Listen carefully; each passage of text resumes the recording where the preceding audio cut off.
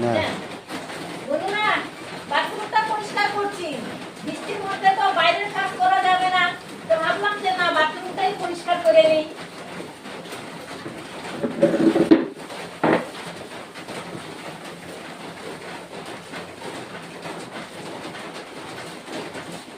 বৃষ্টি হচ্ছে, এই বৃষ্টি এত আর থামবে না, দুদিন থেকে বৃষ্টি না।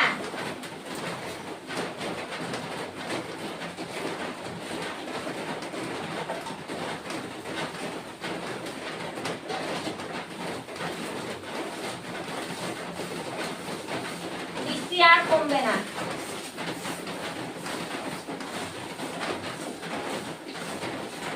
এটা কি নিয়ে আসি বন্ধুরা জানো?